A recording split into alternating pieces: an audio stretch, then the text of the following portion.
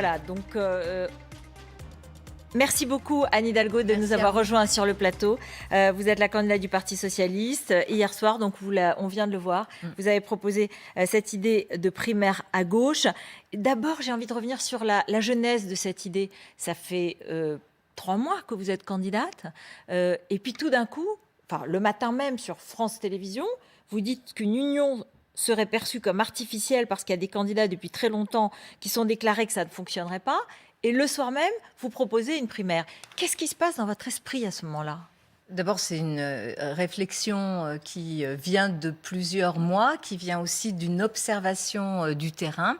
Ma conviction aujourd'hui, c'est que s'il n'y a pas de rassemblement de la gauche, il n'y aura pas de gauche au premier tour de l'élection présidentielle, mais il n'y aura pas de gauche du tout, alors que le pays est aujourd'hui dans une situation extrêmement dure, que beaucoup de nos concitoyens sont à la fois en colère, mais aussi perdus par rapport à cette gauche qui n'est pas là et qui voit arriver quoi?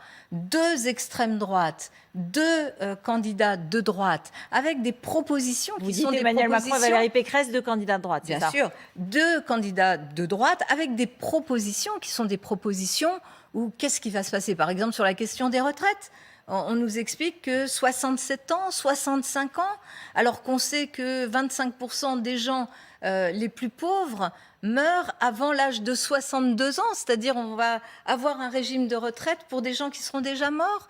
Et puis on parlera toujours pas de Mais climat. Anne Hidalgo, Et les pardon. gens nous disent... Mais ça, c'est ce que vous pouvez dire toute seule, sauf que toute seule, vous n'avez pas réussi à percer le mur des sondages, des études d'opinion. On en pense qu'on veut, mais enfin, c'est quand même une mesure D'abord, de ce que l'opinion. j'ai- Mais donc, toute seule, vous n'y êtes pas arrivée et vous dites, en fait, il faut que les autres viennent, il faut Non, qu'on soit plus nombreux. Vous savez, les états-majors, les partis, les appareils ont tenté de discuter pour arriver à une union. Ils n'ont pas réussi Yannick à le Jadot faire. avait proposé, avait Et organisé j'y une ai rencontre. participé et ça n'a pas débouché. Ensuite, il y a eu bien sûr nos candidatures. Ma candidature, elle est là et je suis candidate. Ça, c'est très clair.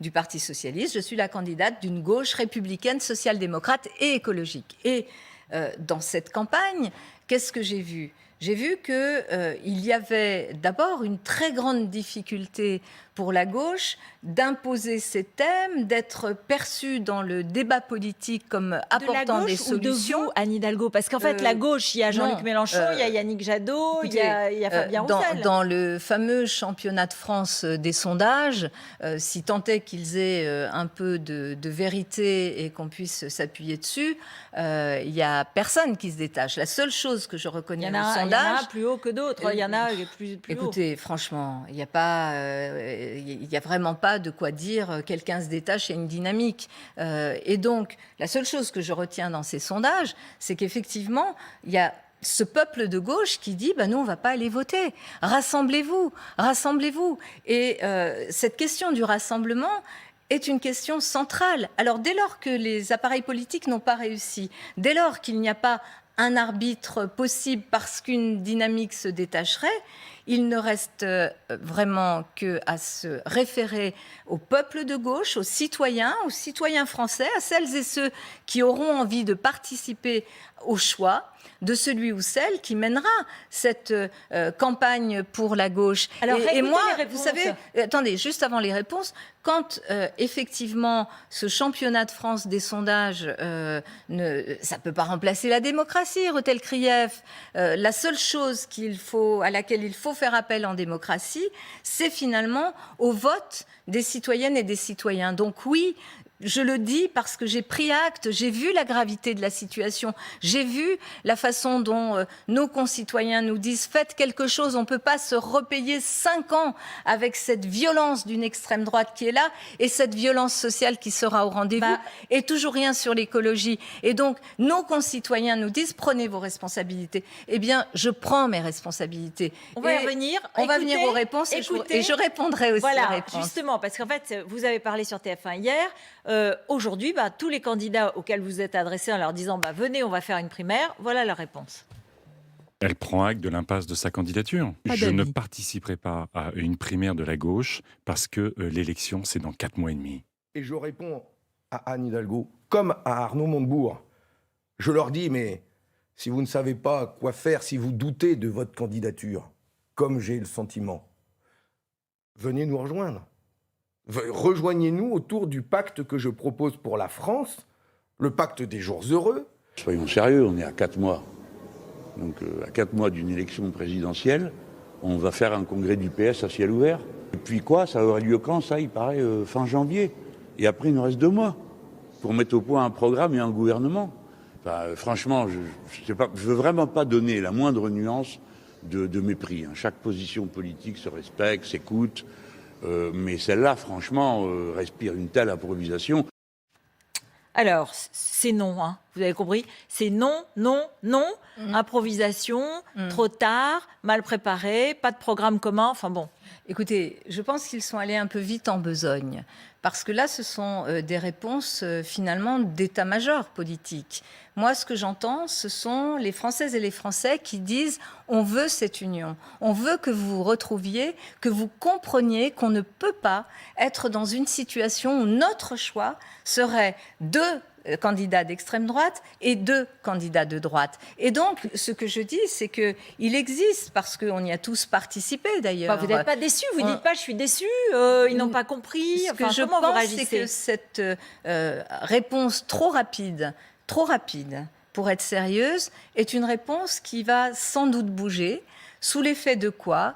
Eh bien, de cette demande que moi j'ai entendue de ces Françaises et Français qui disent « unissez-vous, faites quelque chose. Il faut que vous portiez nos couleurs parce qu'on ne peut pas se permettre de se retrouver dans une situation où la gauche aurait complètement disparu du paysage français. Mais Anne Hidalgo, ils vont vous dire « mais non, on n'a pas disparu du paysage ». Yannick Jadot, il a fait une primaire écologiste qui a été organisée dans les débats, se sont déroulés ici sur LCI. Il a été élu, donc il peut pas. Enfin, il dit écoutez, je ne vais pas refaire une autre élection. Et Jean-Luc Mélenchon, il a ses sondages, et Fabien Roussel, il a ses sondages où il a ses troupes. Donc, écoutez, Ruth Elkrief, vous pouvez regarder ça de cette façon. Moi, j'ai entendu ce que disent les Françaises et les Français. Je les entends nous dire, et vraiment d'une façon extrêmement inquiète, anxieuse, faites quelque chose. Parce que il y a le premier tour de l'élection présidentielle. Il n'y aura aucun candidat qualifié au premier tour de l'élection présidentielle si on continue de cette façon-là. Et qu'est-ce qui va se passer? Oui, c'est une disparition de la gauche. Parce que ils peuvent dire, oh ben on se reconstruira. Il y a une partie des gens autour de Jean-Luc Mélenchon qui pensent déjà à la suite de Jean-Luc Mélenchon. D'autres qui pensent au fait que c'est le leadership à gauche qui se joue. Moi, je pense que c'est l'avenir du pays qui se joue. Je pense que c'est vraiment l'avenir du pays qui se joue. Et si la gauche disparaît du paysage démocratique français, parce que c'est ça qui est en jeu aujourd'hui, eh bien, ça sera plus la même France. Ça sera plus la même République. Donc, ce que vous parce voulez que dire... la gauche, aujourd'hui, dans la République et dans ce qu'est la France, elle a apporté des éléments majeurs. Des éléments de démocratie, de progrès social. Et ça ne peut pas disparaître. Ce que vous dites, en fait, c'est les citoyens et les électeurs de gauche vont continuer, pour vous, à faire pression sur ces candidats pour les convaincre de rentrer dans une primaire. Mais pardon, il y avait cette proposition de la primaire populaire, dont j'avais reçu des représentants sur ce plateau. Je vais en parler. Mais vous aviez refusé. À l'époque, vous aviez refusé. On avait tous refusé et je les ai revus il y a quelques jours, pas la semaine dernière, pour tout vous dire. On a échangé à nouveau ensemble. Ils sont revenus avec leurs propositions. D'ailleurs, tous les candidats, là, font mine que ça n'existait pas, mais il y a un travail qui a été fait par cette primaire populaire auquel nous avons participé. Et j'avais dit non. Je pense qu'ils ont raison. On peut reconnaître qu'ils ont... J'ai changé d'avis parce que j'ai entendu ce qui se passait dans le pays, parce que je vois bien le danger majeur de disparition de la gauche. Je vois bien le danger majeur pour notre pays de ne pas engager la transition écologique. Je vois le danger majeur pour les jeunes générations. Des jeunes que je croise qui me disent « Vous ne pouvez pas, vous les adultes là qui êtes en train de vous présenter à l'élection présidentielle, pardon, je termine, vous ne pouvez pas faire comme si notre avenir n'était pas en jeu. Vous ne pouvez pas laisser encore une fois pendant 5 ans des gens qui ne vont pas du tout s'occuper de la question du climat, qui vont faire des politiques d'une violence sociale inouïe, qui ne vont pas nous permettre de nous en sortir. On est le 9 décembre. Il y a un candidat écologiste. Peut-être que dans son esprit, il va grimper, et dans ces cas-là, il y aura une politique écologique. Jean-Luc Mélenchon, on se dit, bon, admettons ça. Si vous aviez été à 10 ou à 12% dans les sondages, vous auriez dit la même chose? Parce que vous avez entendu ce qu'ils disent. Vous prenez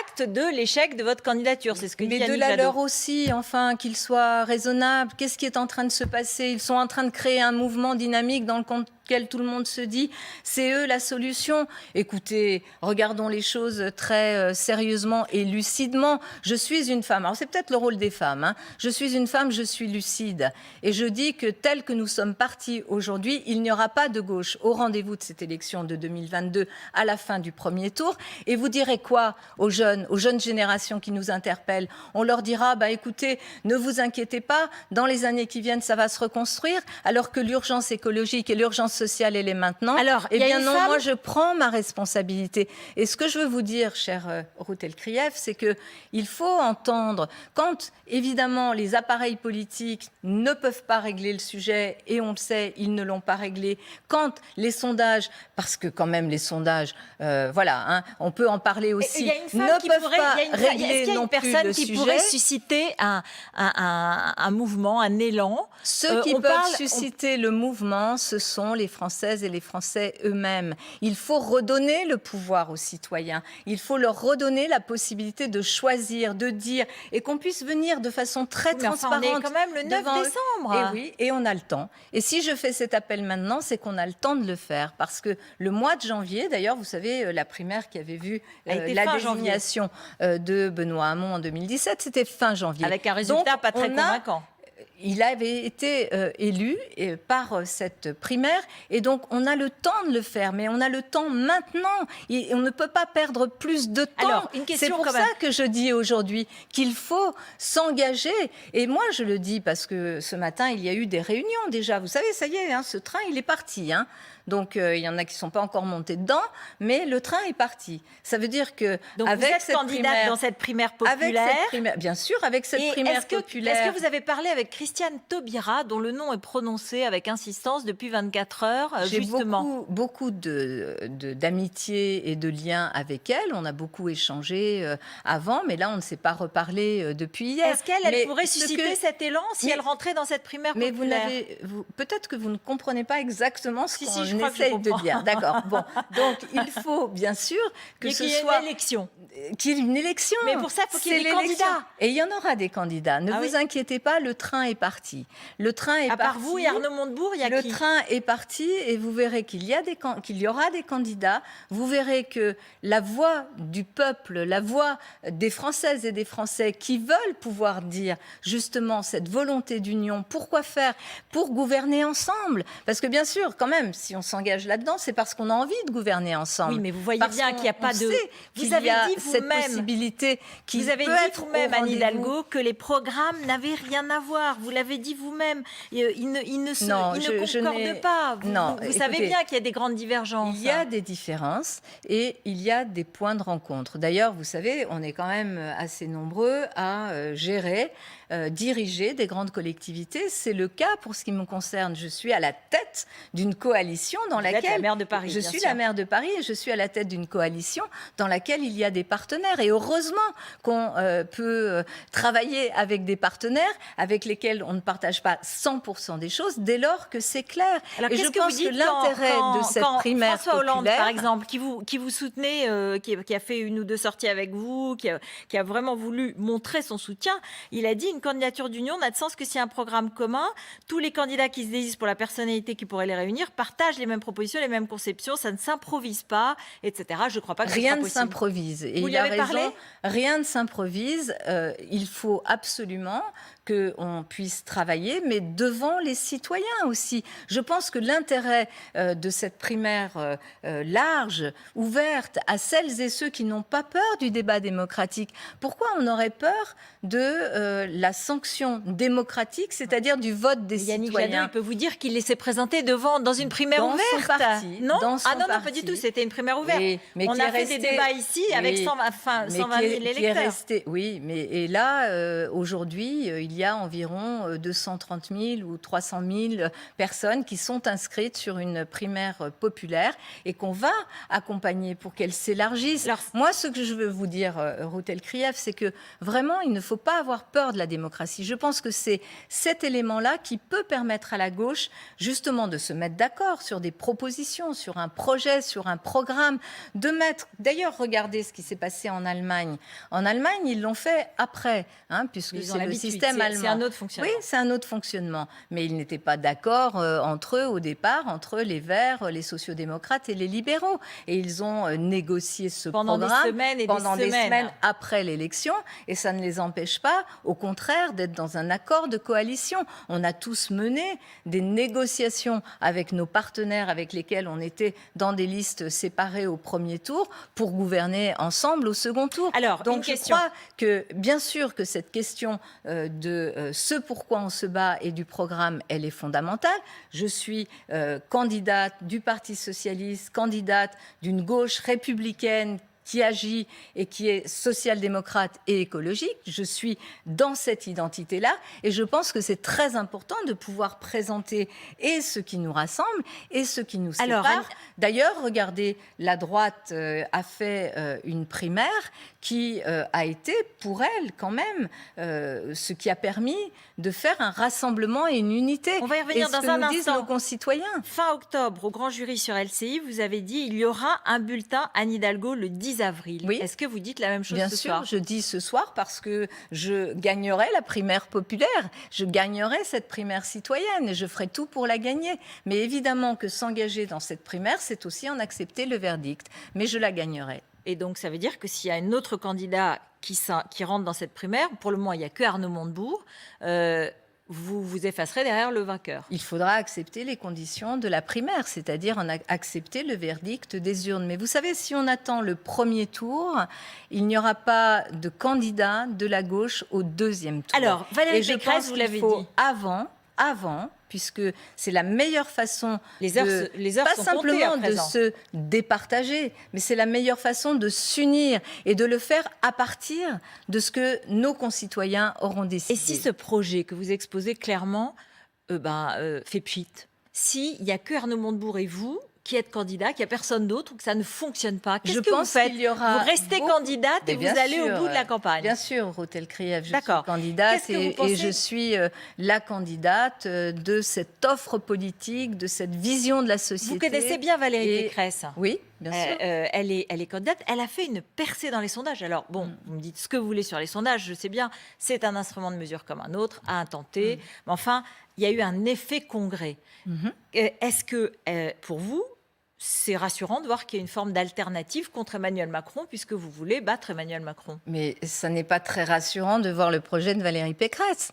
Valérie Pécresse est dans une proposition qui, par exemple, sur les questions sociales, est extrêmement brutale. Sur les retraites, elle est autour de 65 ans, c'est-à-dire aller vraiment sur des solutions qui sont des solutions extrêmement droitières, extrêmement peu sociales. Sur les questions d'écologie, le bilan de Valérie Pécresse, c'est quand même, en tant que présidente de la région Île-de-France, est quand même extrêmement faible. Elle s'est opposée, vous vous rendez compte, elle est en train de s'opposer à ce qui existe partout dans le monde, des voies de covoiturage pour les taxis et pour les bus. Elle est encore en train de s'opposer à un truc qui existe depuis au moins 30 ans dans tous les autres pays. Elle n'a pas, sur les questions sociales et sur les questions écologiques, un engagement. Moi, je ne veux pas que notre pays soit soumis à cette brutalité, à ce manque de vision par rapport notamment à cette question de la transition écologique et de la place du travail, de la place de toute cette protection sociale. Et Emmanuel Macron, c'est une autre version de la droite, mais c'est une version de la droite, ni plus ni moins. Aujourd'hui, dans sa conférence de presse sur l'Europe, est-ce que l'Europe, ça ne parle pas aux électeurs de gauche que vous représentez, la social-démocratie? Je suis profondément est très européenne. Bien sûr, je suis profondément européenne et évidemment que je porte cette vision européenne au niveau de cette campagne présidentielle. Mais Emmanuel Macron sur l'Europe est dans beaucoup de discours, je dirais, beaucoup d'effets de manche. D'abord, je tiens à dire que le fait qu'il ait choisi de maintenir, parce qu'il avait le choix, et il y avait une possibilité de différer la présidence de l'Union européenne et d'en faire un enjeu, de l'instrumentaliser dans l'élection présidentielle française, est un très mauvais choix. D'abord parce que ça va bloquer Là-dessus, toutes les Valérie avancées. Pécresse dit la même chose. Eh ben, elle a raison, voilà. Et on a raison toutes les deux, parce que ça va bloquer beaucoup des projets européens sur lesquels on pourrait avancer. Puis il y a beaucoup de flou quand même dans ce qu'il nous explique sur l'Europe. Je pense par exemple à cette question du pacte de stabilité. Oui ou non, on en a fini avec les politiques d'austérité en Europe? Oui Lui, ou non? il a dit non. Lui, il a dit non. Lui, oui. il veut qu'on ne revienne pas aux 3%. C'est ce qu'il a dit aujourd'hui. Oui, écoutez, c'est pas si clair que ça. Ça a l'air. Il y a beaucoup de flou sur comment on s'y prendrait. Si on écoute son ministre des Finances, on a plutôt l'impression que c'est le chemin parce que la question de la dette, y compris au niveau européen, est un totem, notamment pour la droite, et qu'ils vont le lui imposer. Emmanuel Macron, qui est dans ce camp, dans cette famille politique avec Édouard Philippe, qui propose quoi sur la retraite? 67 ans? C'est-à-dire, vous voulez que 50% des gens les plus pauvres n'aient même pas accès à la retraite parce qu'ils seraient morts avant? C'est ça Anne Hidalgo, pour qu'on nous conclure. propose. Donc c'est très dur socialement. Je trouve qu'il y a un manque de vision. Bien sûr que l'Europe sera quelque chose de très important dans mon projet. Et d'ailleurs, je vous le dis, je suis soutenue par tous les sociodémocrates européens. Vous avez rencontré Olaf Scholz à Berlin, en effet. Juste un mot, donc, pour synthétiser, pour conclure, parce que vous lancez cette opération primaire, cette offensive comme ça sur la primaire pour rassembler les citoyens, les électeurs de gauche, leur faire émerger je prends mes responsabilités. Une candidature. Bon, là, il y a des noms partout. Bon, voilà, ça peut être considéré comme un échec. Là, j'ai lu beaucoup de titres, c'était « ça fait flop ». Alors, est-ce que vous êtes déçus? Est-ce que vous croyez toujours à cette possibilité, sincèrement? Écoutez, le train est parti. Donc, que ceux qui veulent monter dedans montent dedans. Et je pense que beaucoup de nos concitoyens vont leur demander de monter dans ce train. Parce que nos concitoyens ont besoin de retrouver l'espoir. Et notamment, je pense à la jeunesse. Je pense à toute cette génération. Vous dites qu'ils vont leur demander des comptes, en quelque sorte, c'est ça? De toute façon, vous savez, tout ce que l'on fait, à un moment ou à un autre, il faut rendre des comptes. Et moi, je prends ma responsabilité. Je ne veux pas que la gauche disparaisse du paysage politique. Je pense que je suis en mesure d'apporter aussi ma force, mon expérience, ma capacité de rassemblement, parce que c'est ce que je fais à Paris. Et je prends mes responsabilités. Et c'est aujourd'hui qu'il faut agir. Demain, ça sera trop tard. Là, on est encore en situation de pouvoir faire cette primaire. Le train est parti. Montez dedans, chers camarades. Merci beaucoup. Merci Anne Hidalgo d'être venue sur notre plateau. On va voir, on va suivre les étapes, les stations du train et on va voir qui va monter parce que c'est pas sûr pour le moment. Il n'y a pas beaucoup de passagers à cette heure-ci. Mais quand on fait de la politique, on a toujours la détermination pour faire en sorte que l'espoir que beaucoup de nos concitoyens attendent qu'on puisse leur retransmettre, que cet espoir-là soit vraiment au rendez-vous. Et donc, quand on fait de la politique, on agit, on est là, on écoute ce que j'ai fait et on prend ses responsabilités, ce que je fais aussi. Merci beaucoup d'être venu sur notre plateau. On vous réécoute et on va en parler avec nos chroniqueurs dans un instant.